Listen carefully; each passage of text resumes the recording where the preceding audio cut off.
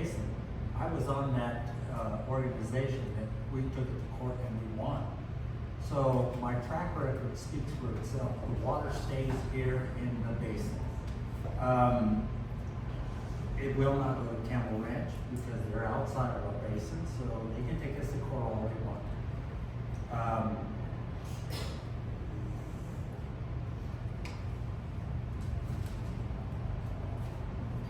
So I mean,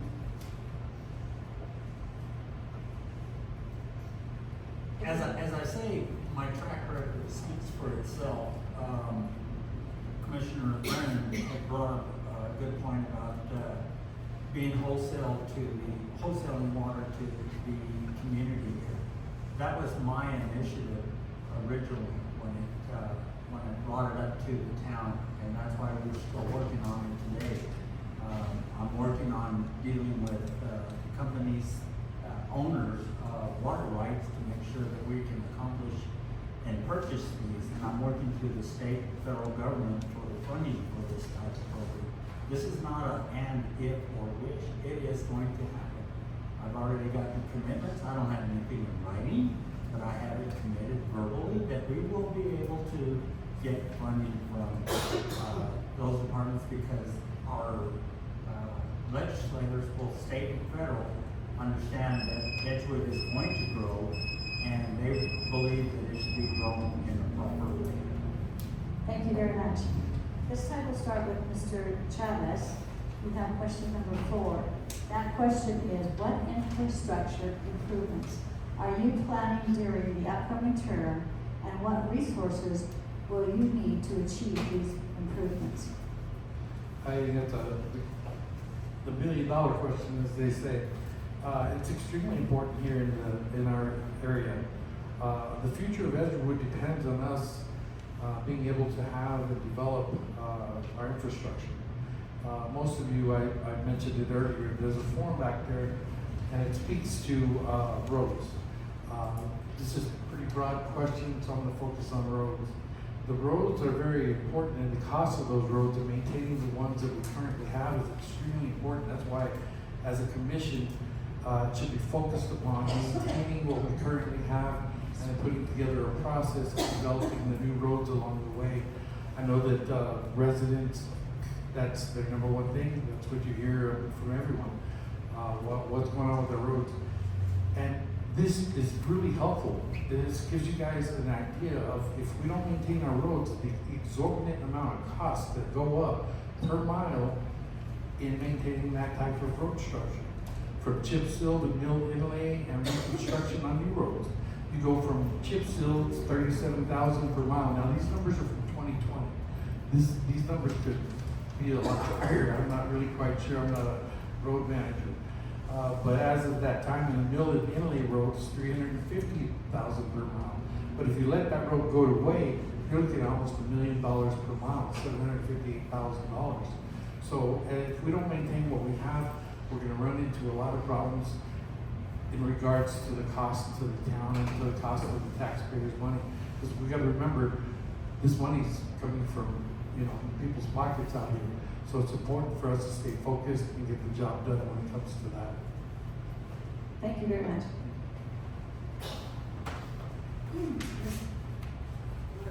Restart the top. Mr. Brennan. All right, infrastructure. There's a lot of infrastructure that needs to be put in place. I'm going to say roads are the last because everybody's going to talk about roads. We all know roads are important. The other thing that's important is a sewer system. We need to go ahead and work on expanding the sewer system east and west on 333 out here. And that once again, like I said before, that will encourage more businesses to be able to come out here and start setting up shop and doing business. And with more businesses, it means more GRT. With more GRT, that means the town can now afford to do more things. It's just a continuously revolving cycle on that. So expanding our sewer capabilities is very important. So let me get talking on roads. The town has made a lot of purchases, and we've made strong investments into good road equipment. We do now have all of the equipment we need to actually build our own road from the plain dirt all the way up. We don't do hot mix asphalt. That's a specialty. but we have our own chip sealing equipment. And if you look at it, this road right here, Cactus, we had just finished chip sealing, and they're gonna put what they call a fog seal on next week. It's gonna give it that nice black color, and it's also that fog seal is gonna seal the top surface so that when the rain comes to us, it won't go through to get to the bottom of the base. That's a big problem with roads. You get water that penetrates it through, it freezes in the winter, and that creates those wonderful potholes we're all so familiar with. The other thing we're looking at buying one more piece of equipment, which is called a zipper. And with that zipper, we can go into the roads that we have that are already blacktop paved, and areas of it that have gotten bad, we can go and grind off the surface of it, clean it up, and go ahead and put a hot mix patch down on those. That's about a $100,000 piece of equipment, but we're going to get a lot of use out of it. And like I said, we're investing a lot into our roads to make sure we can do it more. Thank you very much. Mr. Reardon? Thank you. A lot of the same roads are right on the top of the list. In addition to that, I'd like to say this question says, what infrastructure improvement do you see needing? And I took the advice and lead of the county to develop that, and I agree with them wholeheartedly. Capabilities, we need to expand those, and we've done that. When I first came here, I saw a need for additional road analysis, and we bought the road counters to do that. Then we bought some equipment. We looked at a screener, and we added 2 positions to the road crew to do that. Develop a near-term solution for securing the community center. That seems to be a top concern for folks to get us a nice community, which we're working with the Moriarty Edgewood School District in order to try to obtain that building. That's one of the other things we're doing. Also, systematic upgrades to sewer, wastewater, and sanitation systems. All of those things are required as the town continues to grow. We want to ensure systematic use of water supply, as we talked earlier, and bulk water supply wholesaler will give us a slight advantage in doing that. But also like to see a police training center. We've talked about that in the shooting range, which brings a significant amount of revenue stream to the town, like the mayor was talking about, having the gross receipts tax. That helps considerably. How are we going to do this? We've got to have strong, consistent planning and leadership. Leadership is the key, right? Tangible master plan and a comprehensive plan. And we need to dust that off and look at it and make sure we're following it. Citizen engagement. I can't stress that enough. Also, private and public partnerships and other federal entities and state funding programs, i.e. bipartisan introduction in law processes. Thank you very much. Mr. Anaya? Mine's easy, ditto. Actually, I am a strong believer in real estate has a saying, and it's called location, location, location. That's the real estate's #1 thing. Mine is experience, experience, experience. I have a lot of experience in infrastructure. Been a licensed contractor for, since my license since 1980. My father was before we even had to have a license. So I've been in the infrastructure business for a long time, dealing with natural gas, dealing with electrical, dealing with roads. I've done subdivisions.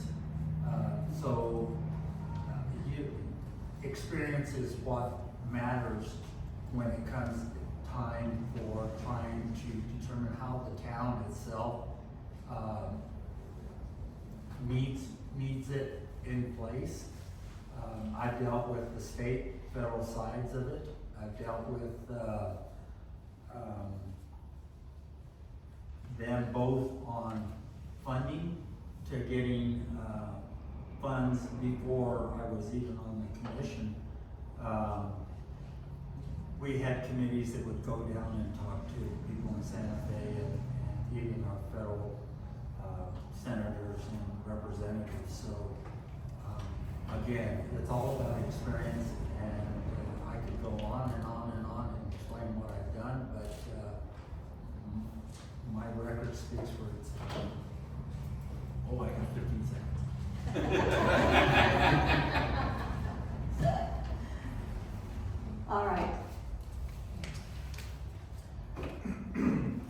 so just to pretty much piggyback on everything that was brought up already. Yes, the sewer, yes, the training facilities. I'm gonna just go back to roads. Me personally, I like dirt roads. I like the messier they are, the more fun they are for me to drive down. I have an ugly truck that I like taking down those roads, so I enjoy that personally. But when I first came, that was the first concern brought up to me, what are we doing for the roads? And as I went over this past year and trying to work it out and just getting frustrated with the whole process and system, I said, you know what? Let's just start a regular workshop meeting before a regular town hall meeting so we can just talk about it. And I'm really proud of that because out of that, we have road standards now that Edgewood never had before. So now our roads manager knows how to build the road, what the specs are for that road, and how to move forward with things. On top of that, I went out of my way to make sure that we removed barriers because the roads department is consistently getting redirected from one project to a different project. We're supposed to work on this road, now we're working on this road instead, and that really frustrated me. So I went out of my way to make sure that moving forward, the roads department comes to the commission and says, these are the 2 roads we're working on now. And as I get close to the end of that road, they can come back and come to the commission and get a vote from the commission. These are the next 2 roads we're working on, so that you start removing some of those distractions and redirecting behaviors. It's still in progress, and I'm looking forward to it. I don't know that we'll have enough good weather to get chip sealing for this plant, but I'm thinking in 2026 we're gonna actually see a lot of movement on the roads because we're getting ownership. And for me, that's the biggest thing, is put the right people at the right place at the right time. And I think with this new process, we're doing that. And we've removed a lot of those distractions. And so I can anticipate, personally, I think we'll hit a lot more roads this upcoming year than what we've seen in the past. Thank you. All right, for our very last question, we'll start with Mr. Brennan. The question is, how can we improve communication with the Edgewood community and involve the community to achieve the goals that are set?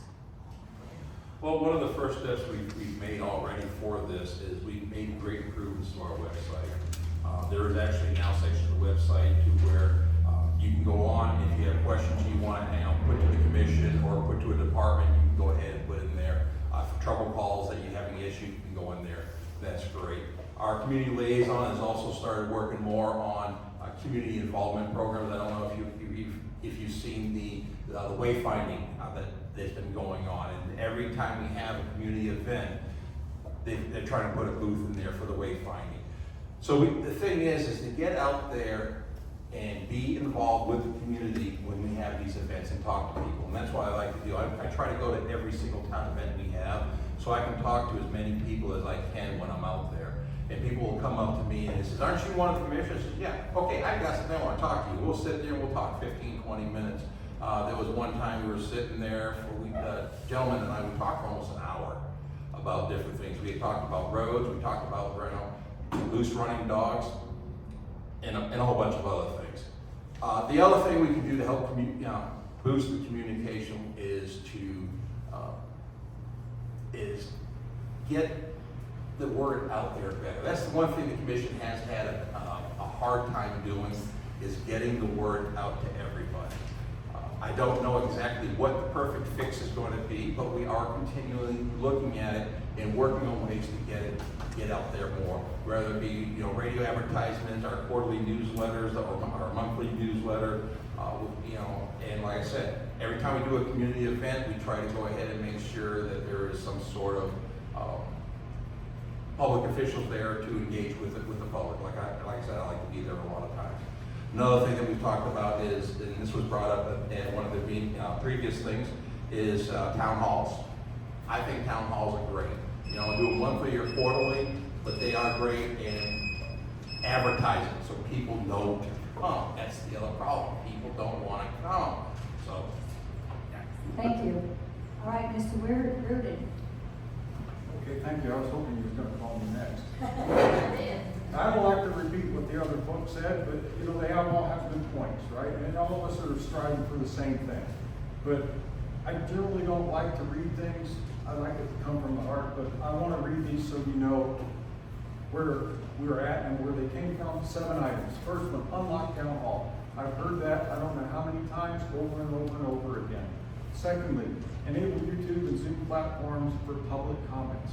People that aren't able to get out, they want to see that, they want to be able to respond and to get engaged, but they can't, right? Allow the community staff to immediately respond back to the public during open comments at the beginning of our meetings. We're restricted to not be able to comment. There's reasons for that, right? Because we don't know the answer right then, and may take us a few minutes to find it, and we don't want to put out bad information. But I want to hear what you have to say. It's not always what's on the agenda, and that's the next thing. Make sure that we open it up to not specify that it's just restricted to the agenda items. Increased time to speak is another one I've heard. We have a limit of 2 minutes right now. I want to see that increased, right? Hold and host more community outreach events like this. It really is a good way for us to get your ideas, your thoughts, and your concerns. We need to hear them, right? Most of all, ensure we have an open and transparent government. I know you hear that all the time, but that's the key to all communications.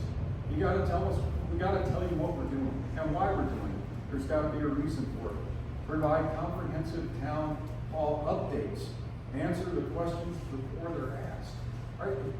We could avoid a lot of the input requests if we just simply let folks know what we're doing and why we're doing it. And I'm a big proponent of that. I've dedicated my entire life to trying to share with people, and I gain strength from what they tell me, and then we turn that back around and we put it to use just like this.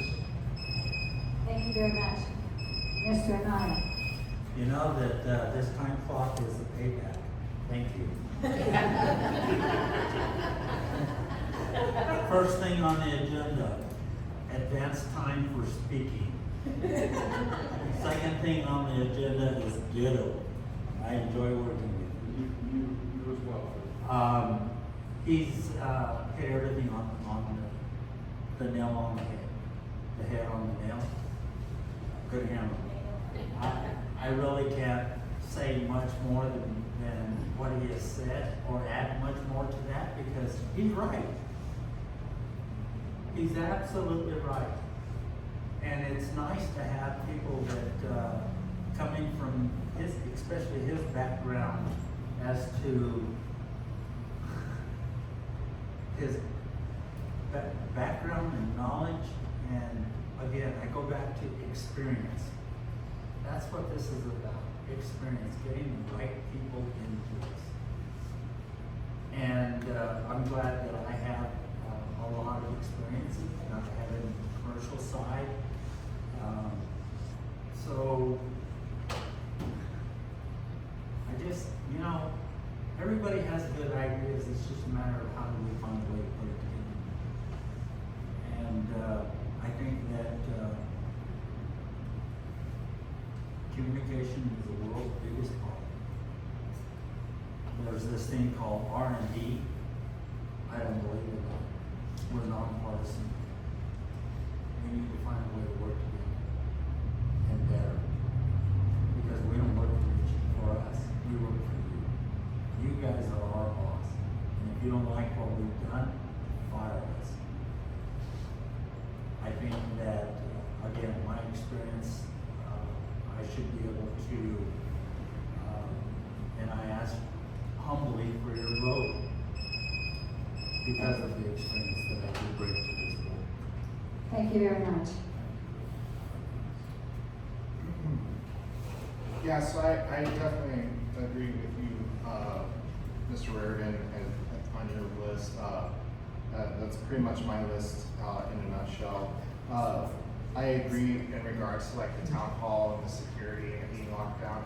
It doesn't belong to us, it belongs to the community. And so obviously that happened. I was agreeing, I wasn't sure what the concerns were, but that's something that I want to approach again and follow through. As far as communication, I was a big advocate for the newsletter for the town and trying to get that out. I still ask about, most recently I was asking, well, what about the listserv so we can make sure we get this emailed out to folks. And I'm hopeful that we can get that going and make that actually happen. And the other thing is people having access to the meetings.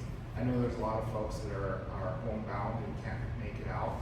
And I also understand that people have busy lives and sometimes they just want to go back and watch the video again later, right? And so that's my job. That's what I do for a regular, that's how I put food on the table for my family, is communication. Not at just the state level, but at the national level and international level. And I have a really good idea how we can do that. However, when I try to bring that up, at the time when I brought it up, we just weren't in a place to start moving forward with that. And I'm thinking within the next year, well, by 2026, we can get that sorted out and taken care of and fixed, where people can do public comments via Zoom, via, calling in. I think there's a way to do that, because I've done it. I do it with people from all over the world with all kinds of different communication styles and abilities and access to resources. The other thing for me is, I think communication in Edgewood is difficult because people feel like they can't just reach out to us.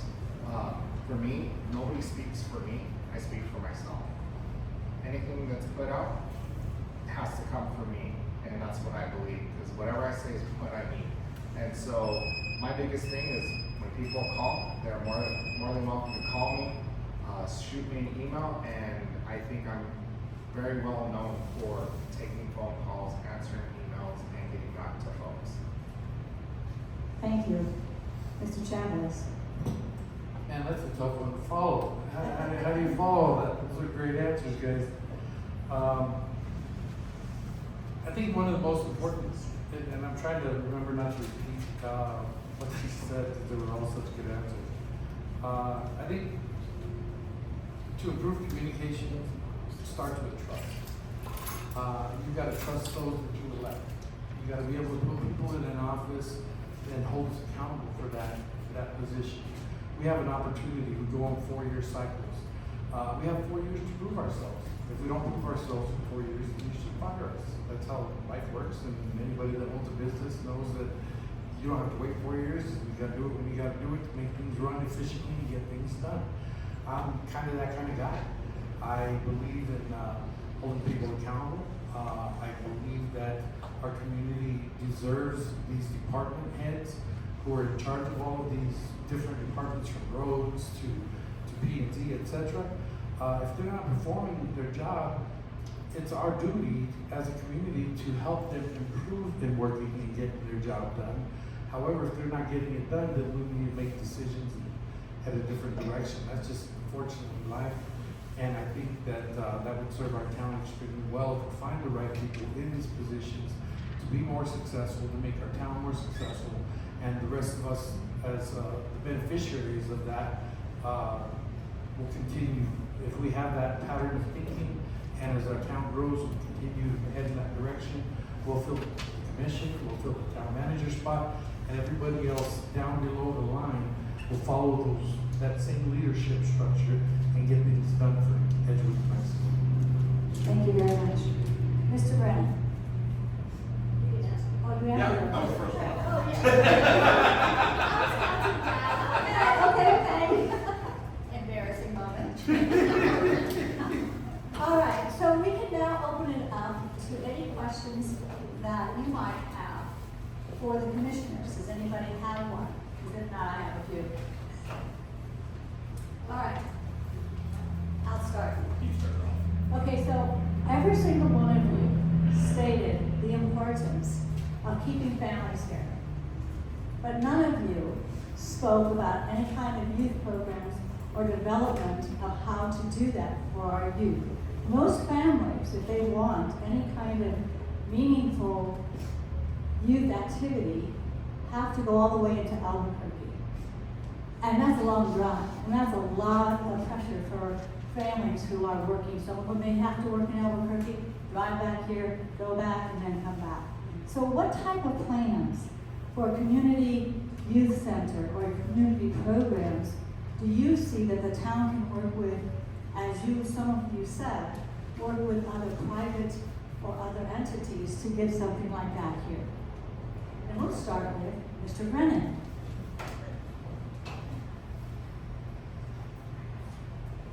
Yeah, having things for the kids to do is really important. I know not too long ago we didn't have a Parks and Rec department, and nothing was happening in this town. There wasn't a whole lot for the kids. We've started to go ahead and we are implementing more things. We get the movie night, we get the teen dance night. We have the Teen Advisory Council, and that is teenagers together coming up with ideas that are good for them. You know, I'm 65 years old. I kind of forget what it's like to be a teenager. And so go to the source of that information to start building these programs. And a lot of the stuff that we've been doing lately has been recommendations from that Teen Advisory Council. Those kids are engaged. And the other thing that's real important about that, because those kids are engaged, that's our future political leaders. They're starting off. They're getting involved with the community. They're getting involved with municipality. Who knows? Maybe one of these kids that we've got here, we'll see their face on a billboard saying, "Vote for me for president." That's what I'm looking for. But to keep these kids engaged and to keep things happening for them. Like we've got that carnival. You know, when we have the carnival, the police department has told me both times, they've almost had 0 teenager incidences out in town. Why? Because they were all engaged doing something. We had a teen group activity thing over at Venus Park, and when I was over there, and I'm talking to kids, and they were loving what they were doing, and the one thing I didn't see kids doing is this. They were all engaged in other activities, playing with each other, and getting involved in the games that were going on. And they were having fun, but they were also working together. And that's what we have to do, is to keep that engagement going, to keep building on what we've already started. Thank you. Mr. Chavez? Curveball, we're going backwards now. Yeah. We need to do in Edgewood. Edgewood, I think, is a really interesting place because we have so much land space and the community wants to stay sub-rural. Well, this ties into economic development. How do we do this? We can develop, and they don't cost a lot of money to develop baseball fields, football fields, soccer fields, things like that. We can bring in GRT money for people coming in for the weekend. So they're here Friday, Saturday, Sunday. They spend money with our local businesses. They're able to help us, increase our GRT to maintain roads, et cetera, et cetera. It's kind of a trickle-down effect in that sense. Youth sports in the Southwest is massive. I was a coach for the better part of 15 years. It's an extremely financially, economically driven component of youth sports. As a father, I would spend $400 or $500 a weekend, and we'd be out of town at least 2 weekends a month. So it's extremely lucrative to a community. So they come in, they spend that money, and it stays here, and then they go home. That's the beauty of the whole thing. And that's what Edgewood says they want. They said they want to remain sub-rural, so we're not attracting a large amount of people to come move into our community. They come spend the money here, and then they're out. So that's what I think as far as youth sports, and I think Mr. Brennan had brought that up. The town is really trying with the YES program and other things. I think it's important because the youth are the future of Edgewood. And if we can help them maintain civility and help them to become a better citizen, I think not only as parents, but as citizens ourselves, that's what we want here in this town. Thank you. Ms. Morrow? Yes, so I'm actually a part of the Parks and Rec group, and it's great to see how hard they work and all the effort they put into putting on these events for our youth. Mr. Brennan mentioned several of them. Mr. Chavez, you mentioned the YES program. I'm really proud of that, and I'm glad I get to be a part of that. But for me, one of the things too is just how hard our library is working and how many kids go there. The reason I brought those two things up is because that's my family group. That's where my kids go. Teen nights, my daughters are there. Library events, my kids are there, right? When it comes to sports in Edgewood, I'm a big supporter of AYSO for the soccer out here, trying to make sure that we support them as much as we can. Big term pictures for me, I want to see a club ball team out here for any sport. I don't care what it is. but I think baseball would do fantastic out here. I've been talking to people about doing club ball out here. And another thing I talked with Commissioner Reardon about is, where can we send our youth to go ride their dirt bikes? I get so tired of seeing families load up their trucks and their trailers with dirt bikes because they're gonna go out to the west side, take all their money, spend their money out in Albuquerque, instead of doing it here. We have the space, we have the places to do it. Yes, I want to continue doing the trails for our community so they can hike those trails, but we need to start setting up dirt bike trails. And we don't even have to make the dirt bike trail, they'll make them themselves. And bikes with their side by sides. I really want to see that out here because we have the beautiful landscape for that. How many times have we had the opportunity to go ride bikes somewhere and see just how beautiful Edgewood really is when you're down in the dirt on a bike, riding around. So that's one thing I really do care about is the sports here in Edgewood, but also the dirt bikes and side-by-sides here in Edgewood. Thank you, Mr. Anaya. One of the first things that I got to do when I was elected to be a commissioner for the town of Edgewood was I got to work on Echo Ridge, which is most of you, I know that a lot of you don't know where it is, but it's on top of Edgewood 7. It's that entire bluff that's up there.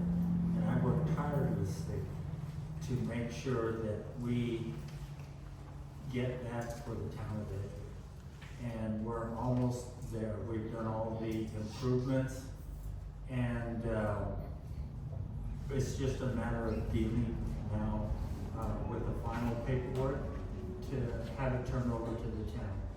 All the investments came from the town, and there's a lot of trails in that area, horseback riding, and since we're such a rural community, horseback riding is one of the big things. Bike riding is another thing. Going down Edgewood 7 to where we can have them riding their bikes is another pretty positive thing for them to do. The sports program, as far as the athletics, which Moriarty Edgewood School District has good programs in place and pretty decently rated. I think that the town of Edgewood needs to work a hell of a lot closer with the Board of Education. And this is a two-way street. They need to open up their eyes and say, hey, Edgewood is a big part of the Moriarty Edgewood School District. And by the way, the reason it is called the Moriarty Edgewood School District is because of me. I had them put in the word Edgewood. We were the big supporter for the school system. Thank you.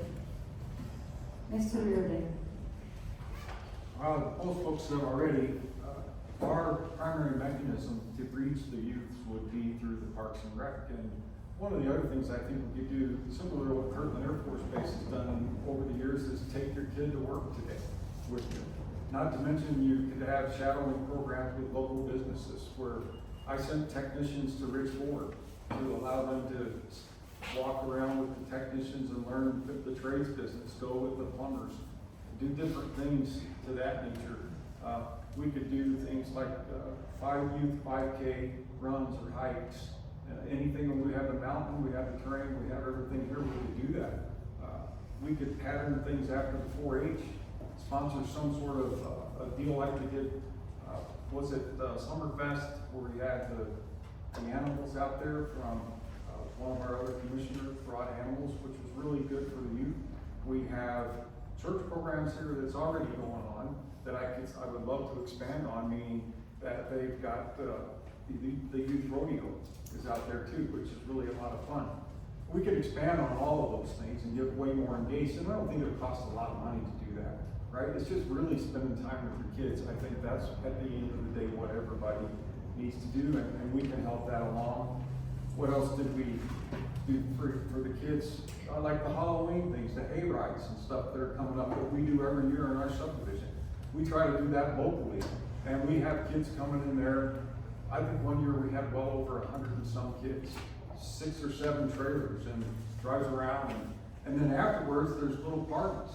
And all the kids go with their parents to these parties, have barbecues and all kinds of stuff. So I am a proponent of getting that kind of stuff done, and it does make a difference. And this environment here really is what gives these kids morals, values, and ethics. And the more we do with them, the greater that is. Thank you. So is there anybody else?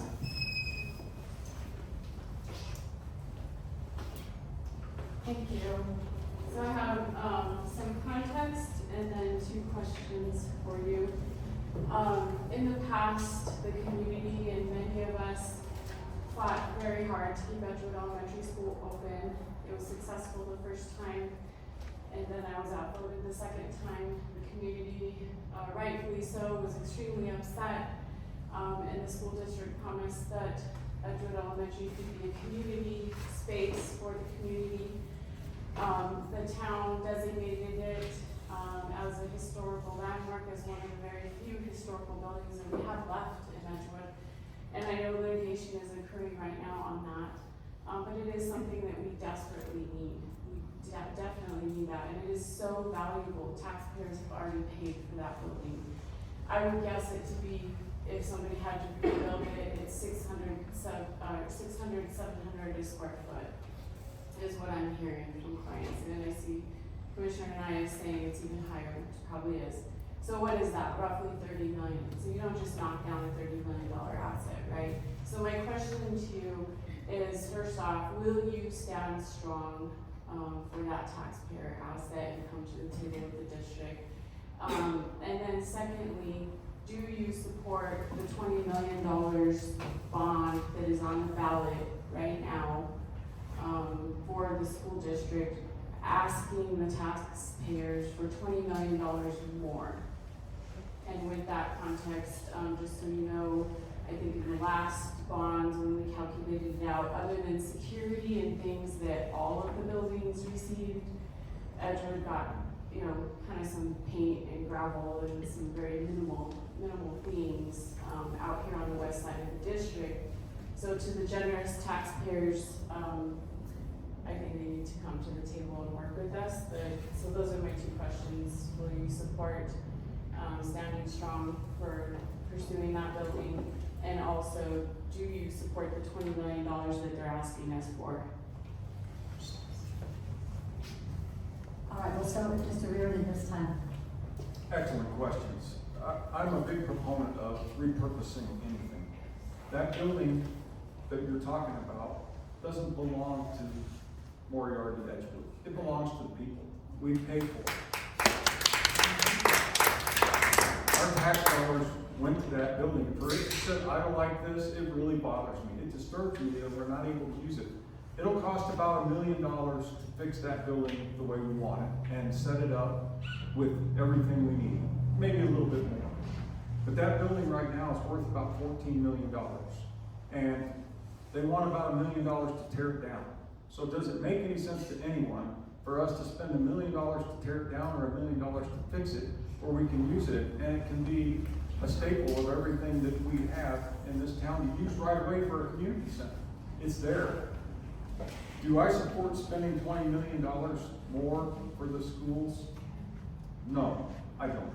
And that may be a cold answer right now. Maybe a smaller amount I would support it, but I would really want to see exactly where that money is going to go to and how much of it Edgeworth actually going to get. I would like to see that. So if there was something we really needed and you could demonstrate it to me, I would support that to some extent. But just a blanket $20 million, I would not do that. Thank you. Mr. Anaya.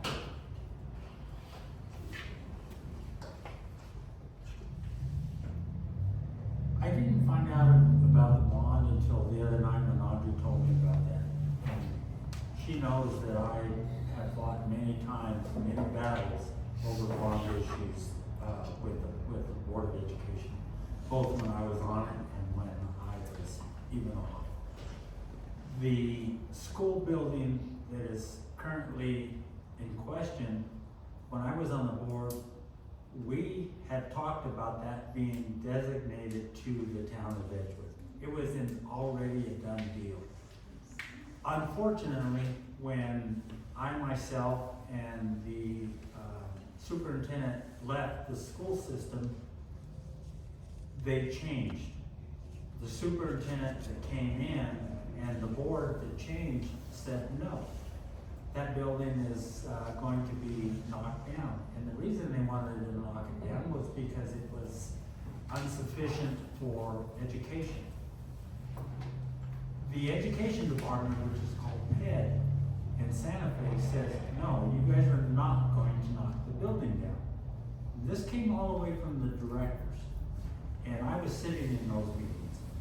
And they said, you can sell it, or you can move it down from the 40 acres that it's already sitting on. If you want to build another school in that location, it's a great location to do it. You have an additional 20 acres sitting in the back that's able to be built. It's just unfortunately that there's this thing that's separating this Edgewood and Moriarty, and the people that had control over the time were members of Moriarty, and they were friends of mine. They still are friends of mine. But we disagree 100% on what that building needs to be done. It was designated to be part of Edgewood, and I will continue to fight that fight until my last breath. Thank you. What is your view regarding the bond? She had two questions.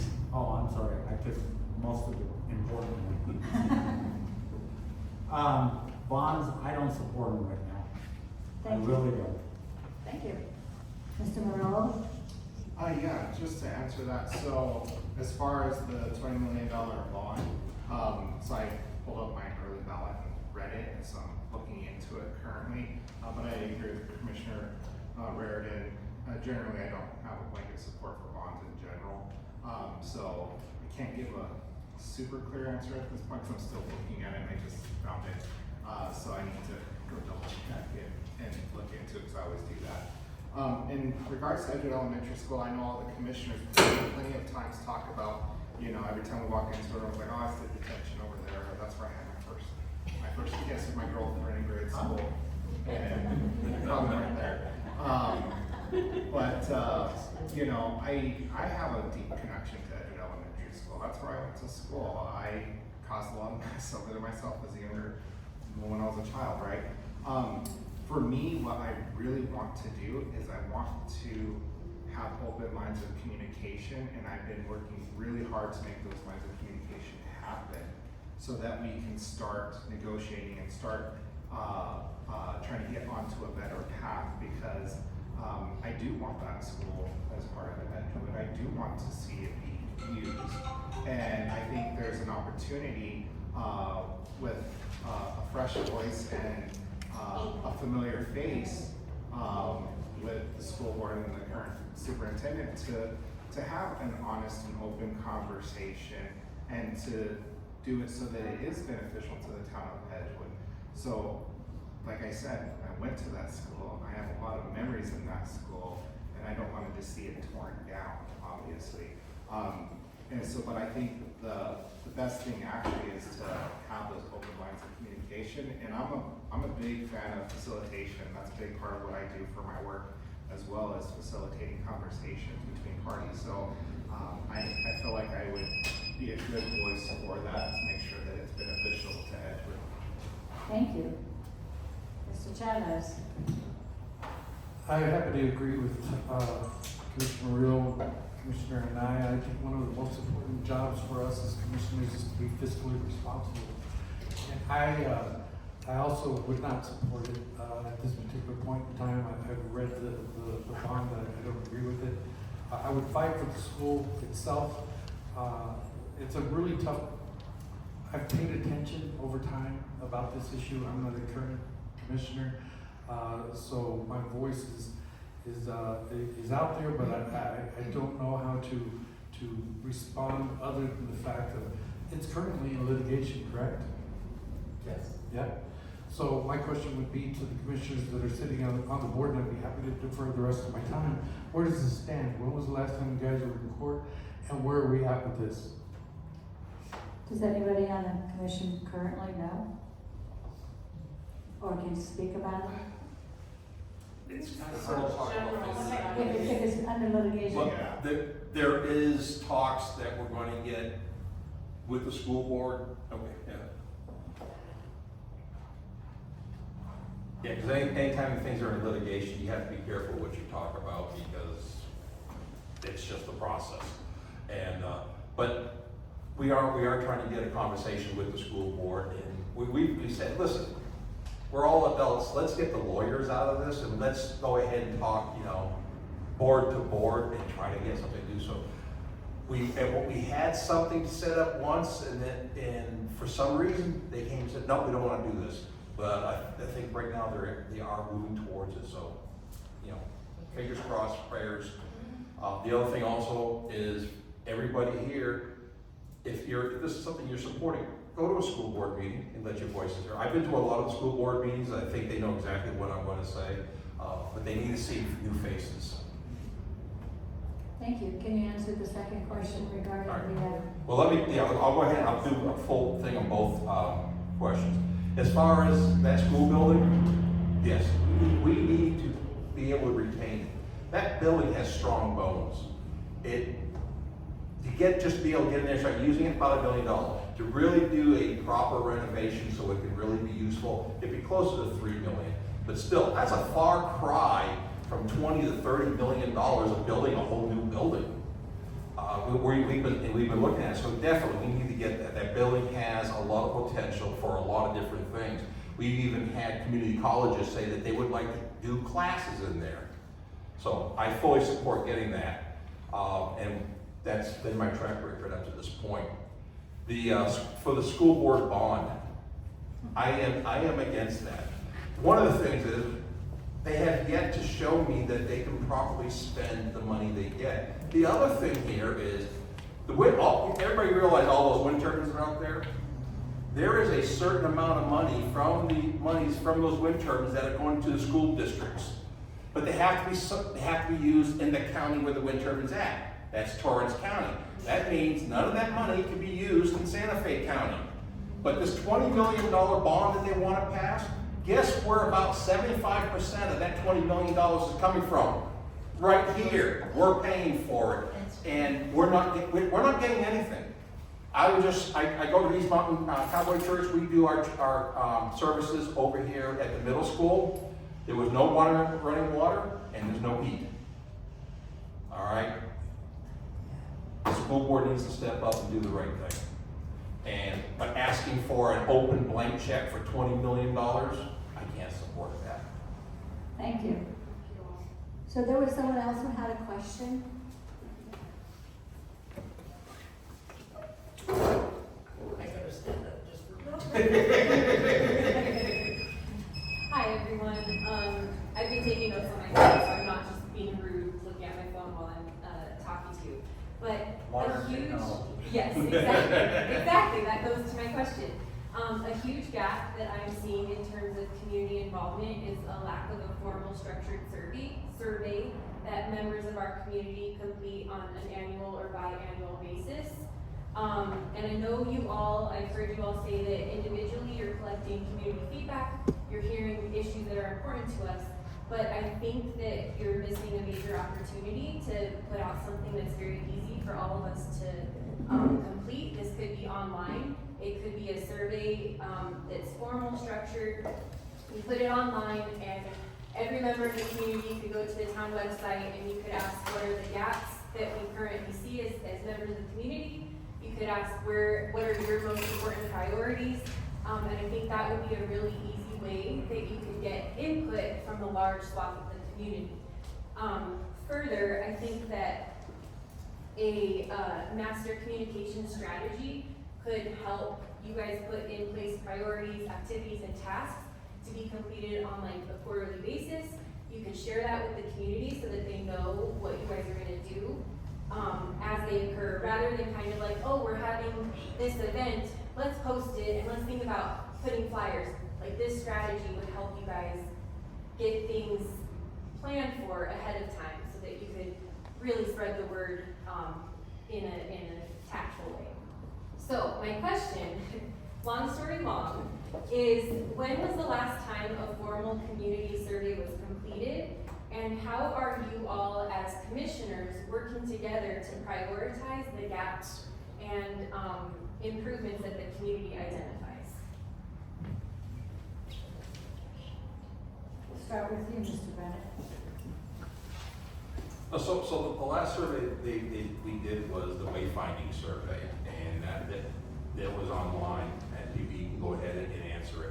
Problem is getting that information to that website to a lot of people. The same thing was when we did the survey for the blue bus and the microbus transit system here.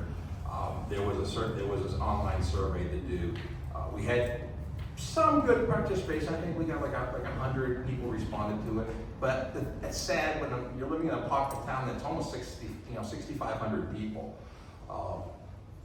And we've had other surveys when we were doing the town's master plan, comprehensive plan.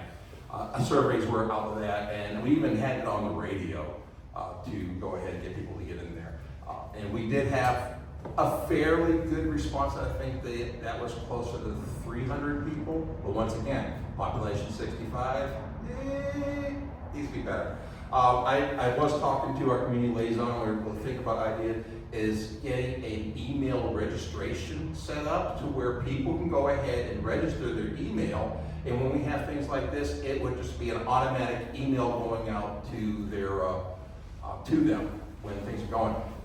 There is a small problem. We do have a certain population within this town that are not computer savvy, online savvy. And the other thing we're talking about is maybe for those people that they could register their address, and then we can do a mailer for them. To do a mailer for the entire time, the cost for it is just not within what we do. I mean, like you said, electronic communication is a lot more affordable. But for those who don't have access or just have trouble with it, they can sign up for a paper mail. So that's something we want to start working with. And I don't know when we're going to be able, when the liaison wants to bring it to the entire commission.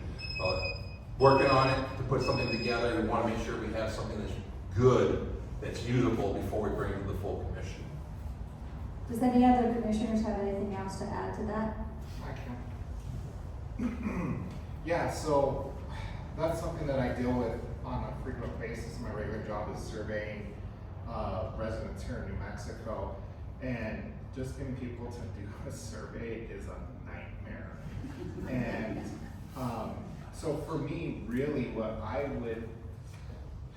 I'm not opposed to doing surveys or doing anything online. For sure, I think we should do those things, and we should still, because there is useful information when we gather that, right? But I think the challenge is, the only way I've ever gotten people to respond to surveys is with incentives.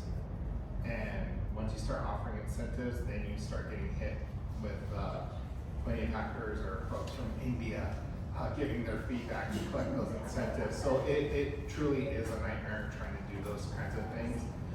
For me personally, what I'd rather do is to have more town hall type meetings where we can just come together like we are here in a setting, and we can break bread together and talk to each other, get to know each other, and also to be able to have a formal session where people can just come up and say, hey, we want to talk about this, and then we can have a discussion as a group.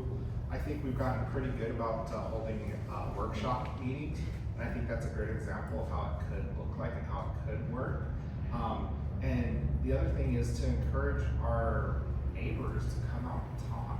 It's scary how many times I talk to somebody and they're like, oh, wait, we don't have a mayor? It's like, well, we're a commissioner manager form of government.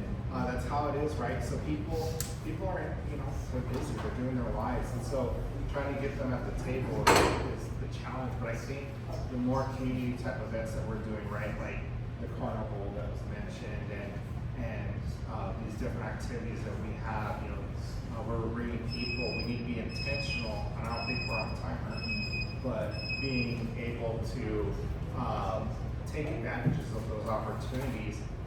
Water days at Venus Park, for example. Hey, this is a great time to have some QR codes up for all the moms and dads that are there and say, hey, what kind of activities are you interested for your kid? We need to be more intentional about hitting those types of things and getting their feedback instantly. So that's kind of how I'd see it. And obviously, I'd probably like to talk to you more about what your ideas were on that, because I don't have to be the man with the answers. I just have to be the man that can help get us to the answer, right? And so I'd be very interested in that conversation later down the road for sure. Thank you. Did you have an answer, Mr. Chavez? Comment, yes. Comment? Response to what you just said, I thought that was a great question because it kind of puts the commission and the town in a position to get into the newer versions of technology that are out there. I think that's an important component of any commission, any town, is to reach out to the senior population. I think it's our responsibility to go to the senior center and try to develop some kind of a computer kiosk, hire people that will go once a month to be able to provide them information on how to navigate through their phone systems, those kind of things. If they refuse to or don't want to do that, that's fine. That's their choice, right? But I think as a question that you're asking is so important for us as a community, because in New Edgewood we have such a diverse age group.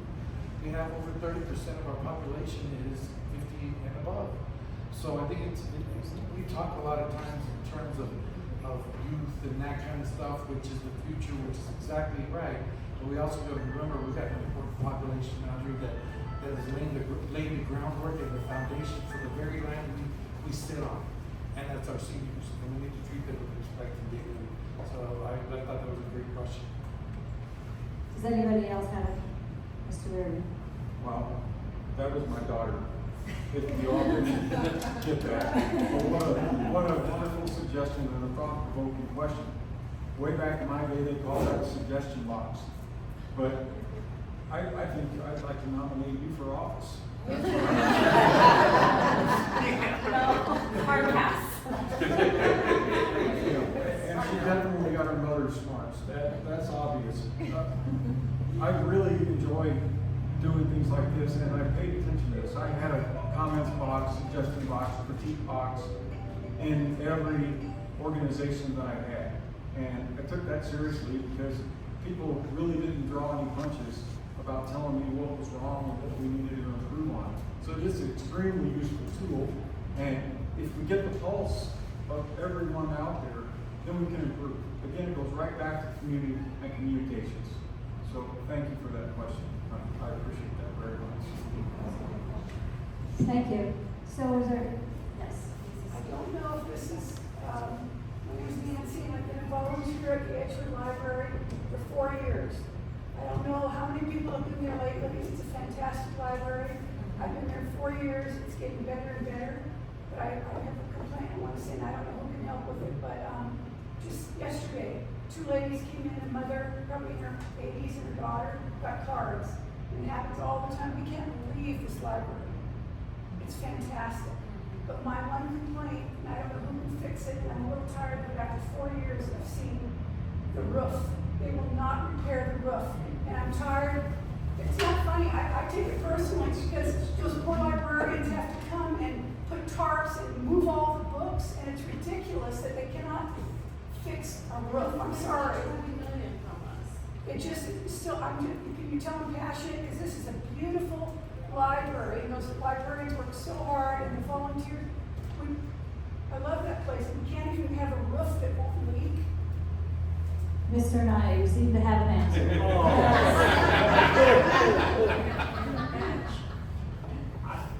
Yes, I do. As a matter of fact, when we were just elected, I got in trouble for getting on top of that building because I wanted to get up there and see exactly what the problems were. As a contractor, I knew what I was looking for, and I made suggestions to the board, and they says, "No, we're just going to leave it alone because we want it to rot." That is a wrong thing to say to me, but that was what they said. And the reason that's why we don't have maintenance on our buildings over there is because their strategy is to let it rot. Now, I wish everybody in this room. I have a question. Do you mean the school board said that or our, No, these were members from the school. okay, they said that. They said that, individually. All right, just wanted to know what board. Oh, no. What you're talking about. Let me change my hat here real quick. No, I had fought with him over that stuff, and when I took it to the State Department, I talked about it too, and they said, well, you know, the maintenance comes directly from the Board of Education here. They're in control of what gets fixed and what doesn't get fixed. So when we talk about the bonds, by God, if you start taking the money away from them, they're gonna start listening. And the growth is not here for them to even build another school right now. Because that's state statute, the way that that's operated. And that's the way that they figured out how to get the funds. And I really honestly hope that this town of Edgewood would just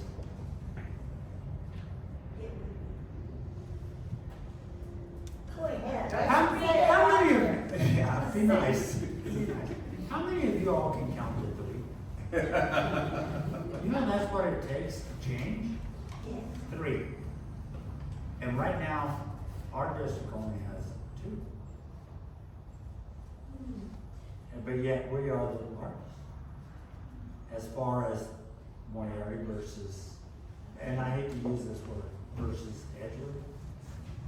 It's not the way it is, it's the surrounding areas of Torrance County and Santa Fe County. We're only southern Santa Fe County. We're not the entire county. But yet, they are a large portion of Torrance County. And that's the way the guidelines work. And I know this for a fact because I was there. And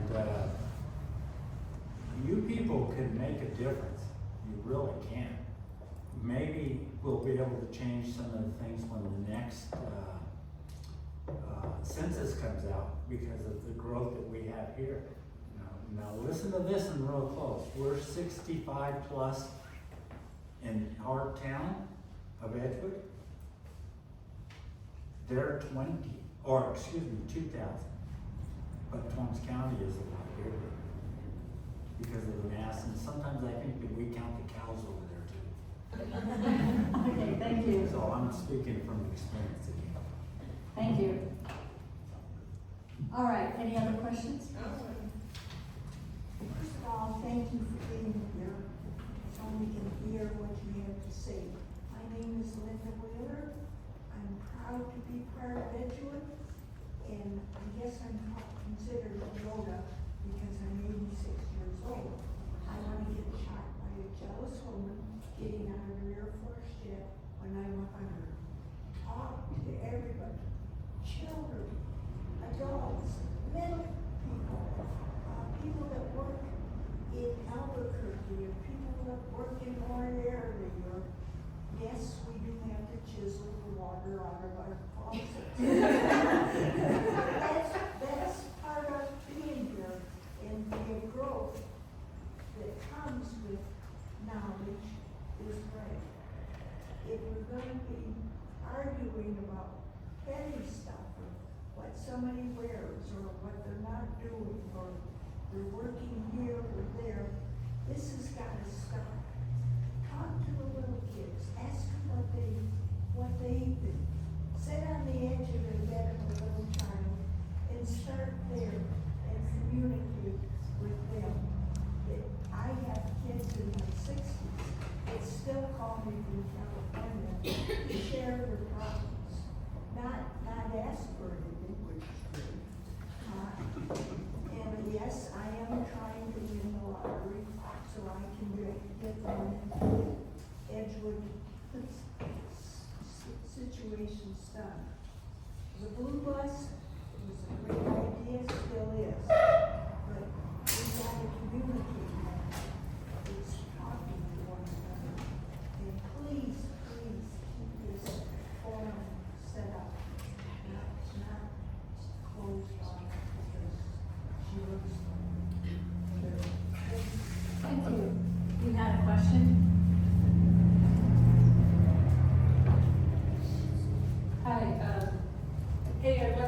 guys for the great trails outside of the First Choice in the back behind your giant mound of road work. We got a couple road issues that I'm wondering about. I'll just comment on that and then I'm gonna digress from there. That crack in from the bridge from Smith's to Walmart, I'd love to see that fixed. It's like getting bigger. Also, we've got a culvert over by, Aspen and, Quail that could tear out a tire. And I've talked to the road crews about it when they go by, but, you know, I need to send you all a picture or something. Thank you for the community center thing. I'm wondering if we can, get a letter writing thing out to the school board in Moriarty to kind of get some oomph on that, because community center would be awesome. And I don't want you to forget, the mentorship that could happen. Like my vision of a community center would expand to the arts, music, painting, all of sculptures, but also the mentorship of trades. So you could rebuild that place if you got a decent program going to fix the roof and have insurance for it.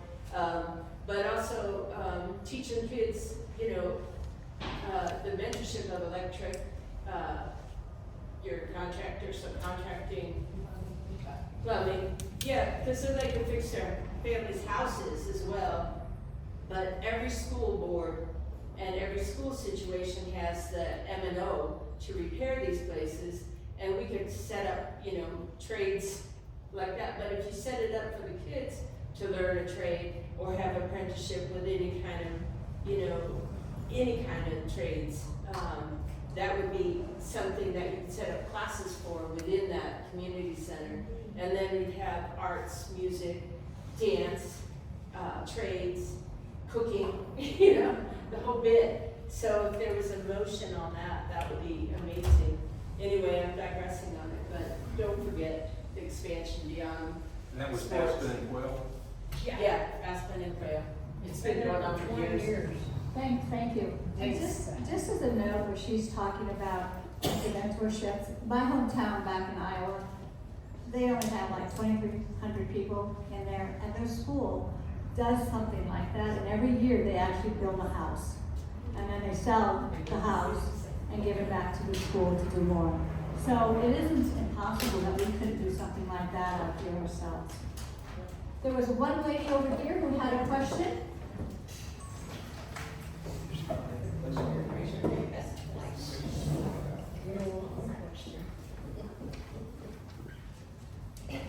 I was at the September 9th commission meeting, and at that meeting I heard that the town has overspent for fire services to Santa Fe County by $2 million. I also heard at the same meeting that the overtime pay that is being processed for the police department is being done incorrectly.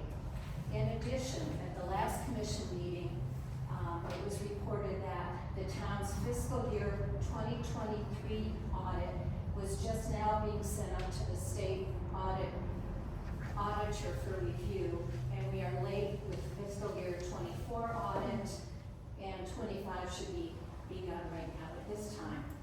I've heard some of you comment about fiscal responsibility on the school district's part. What about the town of Edgewood? I'd like to know what you plan to do going forward to get the town's fiscal house in order. So I can jump in. Who's that? Jump in. Yeah, so I agree with you about the overtime pay in the police department and how that decision was made last year, right as I was joining. So it was a decision that I never agreed with, and I actually went out of my way to go in and to set up a process to get that fixed. Of course, you all probably at that meeting saw a bunch of the back and forth that went on. And those are the kinds of things that when I find those kinds of things, I try to get on top of it and work on it. And that was a great example of overtime. That bothered me. I did not agree with that. I've never been in a situation where somebody could get overtime like that and still use sick leave, to kind of expand for those that aren't aware. And so I'm glad that you pay attention to those things. And believe it or not, when you go up and speak at town hall, I do write down your notes for me to go look at things. I really do that. And so, when that was brought to my attention, that's something that I had a big problem with. And as of now, that's been taken care of. The overtime issue's been resolved. We went back to the original policy of how that should be done moving forward. And so I think we're gonna keep finding these landmines, right? I'm not sure, only being on for a year and trying to catch up. I won't talk about the audits. I'll leave that to folks that were here for that. But as far as the fire fund protection, I agree with you. When I found out about that, and the overpayment on it, and it was based off some calculation from 15, 20 years ago, that was very frustrating. And just so that everyone knows, the commission does take that seriously, and we are looking at that to kind of next steps. I know several commissioners have offered, like, we'll just go up there and let's go talk. And Kenny actually might have a little bit more information on it, but I know that's a big thing for sure. So, and I appreciate the community actually coming out and pointing out things to us as well, right? Because you're the eyes and ears for us. You're the ones who give us insight. A lot of times you give context of what's going on. For somebody like me coming in, being appointed just to fill a year and a half worth of a term, it's super helpful when folks would reach out and say, hey, did you know about this? Like, no, I didn't. And now I can go and do my research and get on top of it. So, but I do want to say the overtime pay thing was taken care of, so. Okay, Ken? All right, so yes, the 23 audit is done, it's been sent up to the state. In New Mexico, you have to do your audits in sequence. 24 was already ready to go, so we couldn't even start on 24 until 23 is done. Problem with 23 was there was an investigation going on that also involved another entity, and I can't go into it because of legal issues.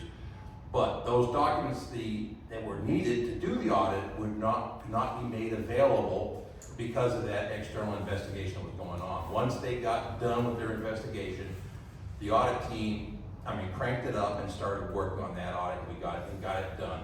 So that has gone up to the state for approval. 24 has already started. We're getting everything lined up for 25. It all takes one little pebble in the road really to mess things up when it comes to audits, but you gotta do them right. And we have an auditor here in the room, and she knows exactly what I'm talking about when that has, the way that has to go. So that's on the audit. The thing about the fire department, this was brought up by a previous clerk, and they were looking at pay the bill for the fire department, and pulled up the agreement paper that we had with Santa Fe County Fire Department and how this would be paid. And she was looking at it and says, this doesn't make sense on the calculation that we're supposed to do and what we've been paying. So she did a little research, and going back, the town has been overpaying for almost 20 years. For as long as Santa Fe has been providing our fire services, we've been overpaying. And we even had a treasurer that we had previously looked at it. He didn't understand why it was like that. And I don't know why he didn't bring it up to us to let us know that this is not right. He just went ahead and said, well, we're just going to continue paying it the way we've been paying it. Well, the way we've been paying it forever was wrong. And our town staff caught it, and we brought it up to Santa Fe. And Santa Fe wanted to backtrack real hard because they actually want to start charging us more for the fire department. And we're saying, well, shoot, the way we're figuring it out, we've already paid for our fire protection for the next couple of years.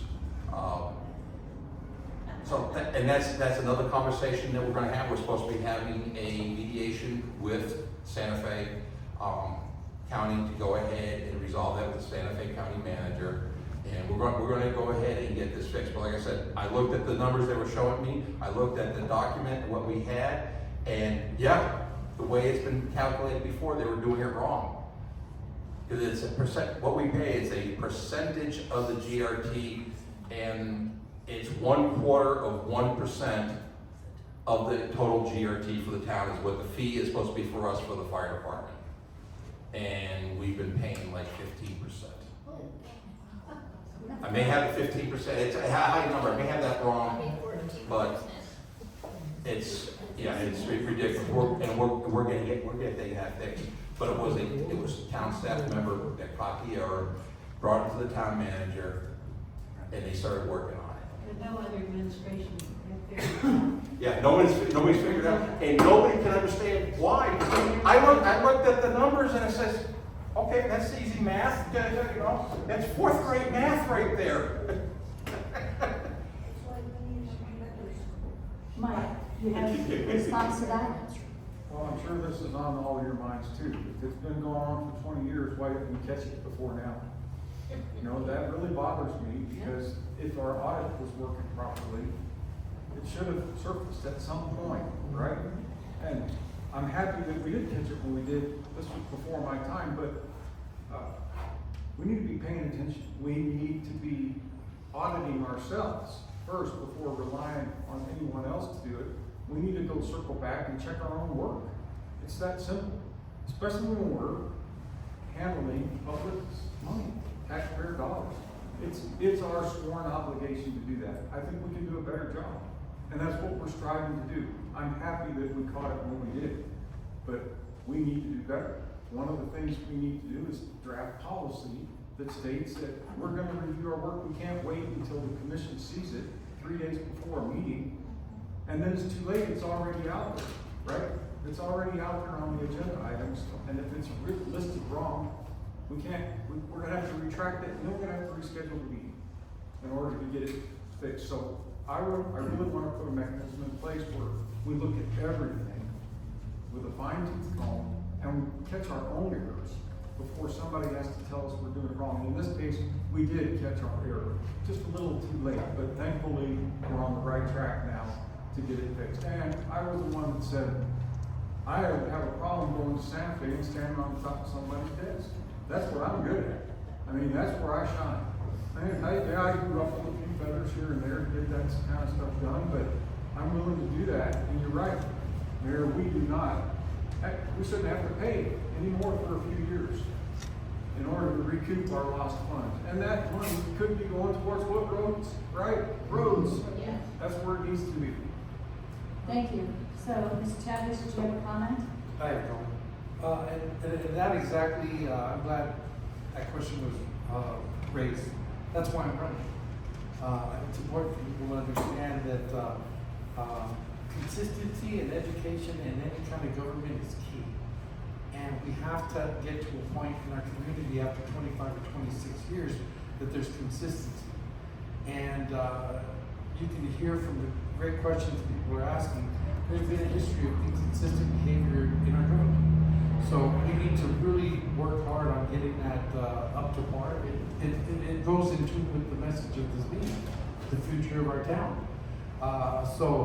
I just wanted to remind everybody, I'm not the guy behind the scenes yet, but these guys, I was trying to give them the grace to answer the question because they sit in those seats that should answer it correctly. But I also did want to be the wallflower over here, and you guys help overlook me. So I wanted you guys to know, I think consistency in education and the seats that occupy the positions for Edgewoodians is key. Thank you very much. Yes. So it's sort of related to my question. But first, I want to thank you, gentlemen, not only for today, but also for your service to the town. In your case, Mr. Chavez, your willingness to serve. It's very much appreciated. The concern I have is kind of related to this. I haven't been tracking the commission's activities until the last few months. And it seems to me during that time there's been quite a bit of turnover in our staff. And so my question for you is, what do we intend to do to bring some stability to that situation? Mr. Brennan, would you like to answer that? Sure. Yeah, we've had some people quit, we've had some people retired, we've had some people terminated for cause. When we first started out, our first town manager and our first town clerk were interim. They already said, we're only gonna work here for a year. And we're just doing this to get you up and running so you can start moving along.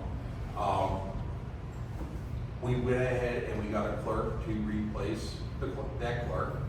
And we had pulled that clerk from our police department. She was the administrative assistant over there. And basically, so it was a promotion for her, up to the clerk. The town manager, we had reached out and we had hired a town manager. Unfortunately, there were some issues with the town manager. It wasn't a good fit. Things weren't working. And then so we pulled in another interim manager. And once again, this interim manager came in and said, I'm only working for a year. He didn't quite make it a year. He got a fantastic job offer from the Fed to go work at the Air Force Base out there in towards Alamogordo. And he used to be, I think it was the Alamogordo School District.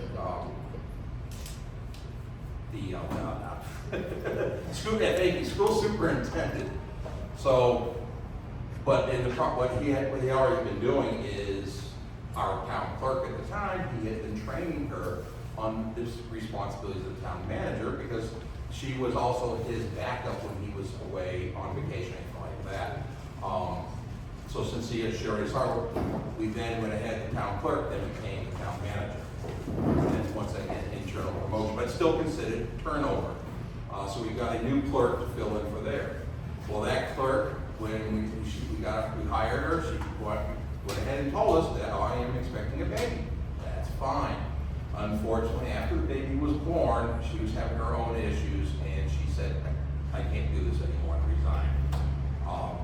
At that point, there was a gap in our town clerk, so the town manager, since she was the clerk, was actually doing both jobs, trying to pull that together, and until we got another town clerk. The town clerk that we got to replace her came from Torrance. In fact, I went and called her. I said, I understand that you said you might be interested. So we had a long conversation on the phone. And when we got done, she said, okay, I'm going to go ahead. I'm going to put my application. And she was a certified clerk, and she was well qualified, and we hired her. And she worked up to us, worked with us for quite a bit. But she had issues with some of the people in town, the way she was being treated by certain people, and she went ahead and just, I can't do this anymore, all right? And then the Stancia, the mayor over there where she was working before, said, I will give you a raise to your pay if you come back. Well, people follow the money. And it also the fact that she was having those issues here, and just the stress wasn't very good, and she wanted to go ahead and leave. She left. Then we had an interim clerk who came out of our finance department, and she just worked up recently. We now have a new clerk. The clerk that we just hired is a certified New Mexico clerk. She's got their certification. She's working on her master certifications for a clerk, and we got her out of Bosque Farms. She was the deputy clerk down at Bosque Farms, highly qualified. So she is now our clerk treasurer. The lady that stepped in to fill in for the clerk treasurer position is still working for us, and she's back in the finance department. In the finance department, there were some issues with some people, and unfortunately, the town manager had to let them go, so we had a turnover there. Our finance manager that's in there, she's been doing a great job, and she's working hard, and she has no bones of telling us, no, you can't do that, which is really good. They started working on getting a lot of the minor issues that are out there. We went through a shift in the program that we use to operate. One's called Encode 9, we went to Encode 10. Even though they're from the same company, they weren't compatible, so everything was manually transferred over. We had our police chief, our first police chief retired. The second police chief we had retired. Now we're on our third police chief. So people that retire, I wanted to tell them, says, no, I'm going to chain you to the desk. You can't retire, and we can't do that. The other ones were disciplinary actions, and I don't think it's proper for us to go into those. Thank you very much. So, Does anybody really have something they want to have? What's it gonna take for us, because we're the cash cow of the education, the school district, to break away from it? How can we do that? I don't care, we're the cash cow, we pay for them. I'm tired of paying for those guys over there, and we're not getting anything. I think that's going to take a lot more than just what the town commissioners can do, because I've taken a look into this. And there's a lot that has to go into breaking away and starting a whole new school district. It's, because that's what you would be doing, because you would be breaking away from the Moriarty Edgewood School District and just creating a new school district here in Edgewood. And it's not to say it can't be done, it's just, there's a lot of stuff. One of the things we have to do is stop passing these bonds that put us in debt. So we have to stop that, because to even buy ourselves out of there is going to cost a fortune. So that's the first thing. We have to have a public outcry against their bonds that bring nothing to this community. So that would be my first thought, is to, we've got to stop going into debt. I think it was Mr. Anaya had stated, and it was just brought up to him regarding the school bond issue being on the ballot. I didn't know it was on the ballot until I read something, I think it was from the next door, somebody put it on next door, and I saw it. I was surprised, because it's not like it's being disseminated out to us that this is happening. They just, in my book, covertly put it on there and then expect you to put something down on, when you go to the ballot sheet, which is crazy. But one of the benefits now, though, is because of the way they changed the election law. Their elections are the same time as our elections, because it used to be like at the school board, and all the teachers would just vote for it and pass it, and so now it does have to be more public, and we do have the opportunity to actually have a campaign against it if somebody wants to take that up. good. I just want to make one comment. I think it was what I noticed was you brought up, or it's been brought up, that as commissioners, you don't necessarily know everything that's going on in the area. I mean, you're one person out of however many miles that you have. When I lived in Wichita, Kansas, they had a similar situation, or they had commissioners. Each commissioner there, and I don't know how this is done and how they did it, had what they called an advisory board. And they would choose certain people that were living in their district to advise them on things that were happening in their district. And they had their own meeting, and then that helped their commissioner be able to be more informed about what was happening. I know that in my district back there, we squashed a very bad theft ring. And it happened to be a very simple thing to do. I just made it was actually a neighbor 2 doors down from my house. And I happened to make a comment to the police commissioner who was at the meeting about having a guy ride his little go-kart down the street with no lights on, and you could hit them. And it clicked something to that commissioner, and 2 days later they did a raid on the house and found all this stuff. But there was other issues. We had parks and we had all sorts of stuff. But as members of the community, we could see this and we could talk to our commissioner about it. And sometimes that's, a lot more information, because they have their work they're doing during the day. They're not out there necessarily walking around. I don't know if that's something that could ever be done, but it's a suggestion that I would like to suggest. Mayor, I appreciate that question, and it kind of led me to want to take time to explain to the folks here kind of what our structure is. What you said is exactly right.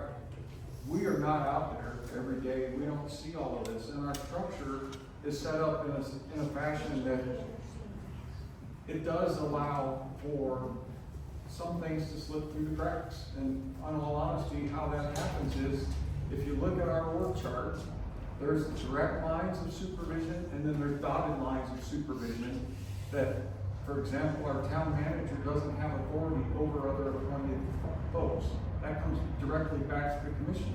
It takes 5 of us to supervise one. So in essence, you have 5 supervisors, but you don't have any. I mean, it's true. So in order for us to make decisions, we have to come together and 3 of us have to agree on what to do. And we don't always see the big picture because we're not there with daily operations. I mean, really, our charter tells us that the town's supposed to pretty much run, we're the governing body that oversees, makes the decisions as a town, and the public brings it up to us. But to me, that's a handicap. Mr. Chavez brought up a question to me on the first session, what was one of the things that I found most challenging, and that's exactly it. That you can't really talk outside of one another to bounce ideas off because we're at a rolling forum, right? Folks in the public don't really see that. And I'm not used to that. I'm used to getting the problem brought to me. We sit down with my staff, we make a decision, a plan to fix it, and we move forward and take care of business. They can do it in an open meeting, they just can't do it like close, cutting Yes. coffee or something Right. like that. Which brings me back to what we said about communicating and having more meetings. Going back to the other question, why is there such a great turnover? Well, there is internal issues. There's personality conflicts. And a lot of times that structure prevents us from doing what we need to do expediently and quickly and trying to figure it out. Right? There's some barriers in there that we've got to work through. I've got some ideas for that. There's some policy changes that we could look at that may help that situation. But I just wanted to take the time for y'all to understand how that there are some challenges for us too. Right? And we're trying our best to overcome those challenges. But that's a good question. If we don't talk, we don't know what's going on. One of the things that we just put into place was that all commissioners need to be told what's going on. We can do that via a blind courtesy copy where we know what's going on. We don't have to respond. We don't have to make a decision on it or offer an opinion. So, yes, I saw some other questions out there. Yeah, we want to wrap this up. I don't want to keep you here forever. One more question, a couple more questions. Okay. I called 20 people for this meeting today. The indifference that this, oh, we're not coming because the rock Hey, I'm here. Well, if you want to change, you've got to step up and say, here I am, and I'll be a pain in the ass. I do there, even if you say that. But we've got to get together and get the interest in the SURA and get people to come to these meetings. Agreed.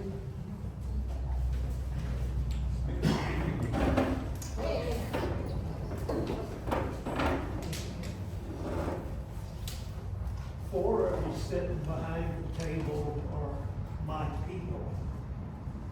One of you wants to be my people. You want to be our people. Yes. You work for us, not the other way around. Your people behind you at the commission are your people, but they're my people as well. Those who work in the library are my people. The people's house is closed. Will any of you vote to open the people's house? No, town hall. Oh, why isn't it closed? He's saying town hall is closed. Yeah, but why isn't it closed? Is there a reason or an incident or something? The doors are locked. Well, I know that, but I don't know why they're locked. So, to answer your question, sir, I agree with you 100%, and I said that the other night. It's not my house, it's our house. So I agree with you, and I don't know why it was done that way. Like I said, I've only been on for a year, and when it happened, I was just trying to figure out how to get onto my email at that point. So I agree with you 100%, and I don't see why it should be closed either. People should be able to go and access that and be able to go talk to the front staff and say, hey, I have this problem, who should I talk to? Whether it's planning and zoning, whether it's a road issue, they should be able to see somebody in person and talk to them. So I agree with you 100% on that. So that's something that I'm not gonna write it down, because I already put it in my notes the other day, in my notebook at home, things to follow up on. So I agree with you on that, sir. Go ahead. Guys, thank you so much for your time. Thank you guys for your time. And this may be more of a comment and some sort of overtime, but I heard a lot about Edgewood and growth, and that we have the infrastructure in place for all of that. I may be a little bit biased because I'm coming from Edgewood, a corner store, and I miss that Edgewood. But what is you guys have standards for commercial buildings coming in, and even like placement and types of businesses can affect how a town grows and operates. So, and this may be my ignorance of not knowing what goes on in P&Z, but do you guys have standards that you're gonna be looking for as the town grows? And what is your perspectives on a common look and feel for the town so it maintains that charm and, like the small town that we like versus something thrown haphazardly together or whatnot? Thank you. Great question. I really agree with that sentiment. I would like to see a theme for our town. And one of the other things that I really want to see is us to clean up our town as far as weeds go, tumbleweeds, and a lot of that's because of the fire danger. But I think we need to have a common theme, and we don't have one right now about what the buildings should look like in a mountain community. And I believe that would come from the public. What's the public want to see? Oh, we grew out here to have a country environment, right? I think that's probably the thing that most folks are going to want to see. So yes, good question, and that's something that's on my radar to bring up among the other 7 items I mentioned earlier as a result of what the public has brought to my attention. I'd like to respond to that as well. 25 years we don't have a thing. It's crazy to me. This has been going on. I've asked this question 4, 5, 6, 7 years ago. Nothing's been done. That's why I'm running. I have ideas, I have a passion, a desire to get things done. I can work across the table with all these guys. You guys are the bosses. Let's make that clear. I think people forget that. The question that you asked earlier, that question is easily answered. It starts with leadership. If we do not have strong leadership in this community, men or women that are willing to sit up here and are challenged to get something done, share with the community along the way. Anybody that knows me will learn quickly. I share all kinds of information because it's up to you guys to ultimately help us make that decision. We've said it several times, we're one person, but it takes 3 of us to accomplish anything. And you gotta pick the right 3, because if you don't, 25 years later, this is the conversation we're gonna have. So I think Edgewood has a huge potential in so many different areas and has good people, but it's going to take the community to make the right decision to put the right people in office in order to make these things come to fruition. Thank you. Audrey, did you have a question? Yes, actually, a clarification that I won't feel comfortable without saying it. But just to frame that up, we all know that government is very bureaucratic and things move very slowly. And in some cases, it's a good thing because we don't want government intruding and overrunning our lives and controlling our lives. At the same time, we don't want immoral things happening, for example. And at the same time, we need things to get done. And I hear you say, and others, we're just one, and that is absolutely correct. It is, as you are a legislator, and sometimes quasi-judicial, you are not the executive. And so your job is mission, vision, policy, procedure, oversight, accountability, and then it doesn't take 3 of you. You know what it takes? It takes the administration to actually go, and that town manager and all the department heads to do their jobs and go and make what you vote on for the people, by the people, of the people, to make that actually happen. And I think that's where the breakdown is. And the clarification I need to make is on the fire funds. I don't know, former councilor Holly, if you remember, but Juan Torres, the previous clerk, brought up that we were overpaying fire. And I know another clerk brought up that we're overpaying fire. And at one point in time, there were questions about if we're gonna be paying this much, shouldn't we just have our own fire department, right? And so I do remember the chief and former mayor pro tem were going to go renegotiate the JPA. And when the commission first took office, that JPA was nowhere to be found. It couldn't be found. And so they went to Santa Fe, right? Another instance is on Nextdoor. We figured out that citizens were being overcharged by the Soil and Water Conservation District. I have provided that information countless times. I passed it on to the next administration. I told every single town manager about that. Do you think that those citizens have ever been refunded? Probably not, right?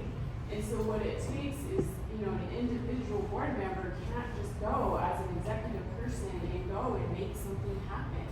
What it takes is the town manager and the town administrators to say, I'm not gonna pay this bill.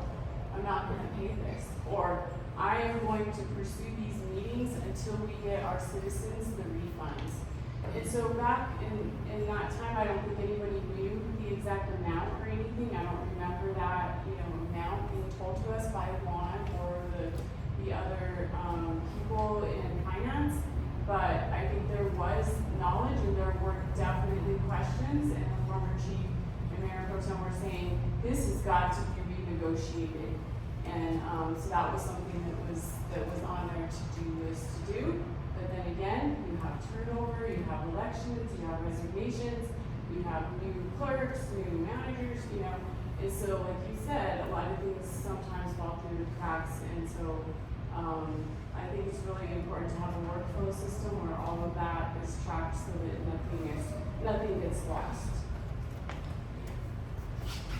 Thank you very much for those comments. Anybody else? Taylor, why was he not here today? We don't know. Oh, okay. He was watching the Broncos.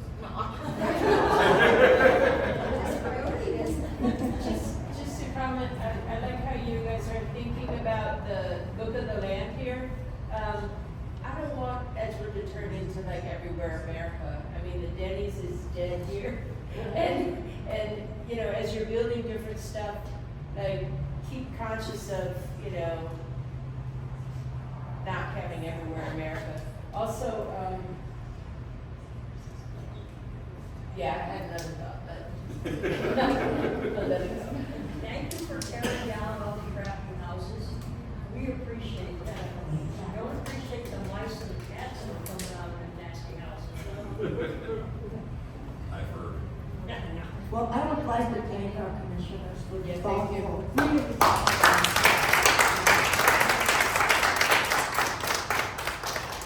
I want to thank all of you for being here. It's a wonderful turnout. The questions were awesome. And have a great rest of your summer. Thank you.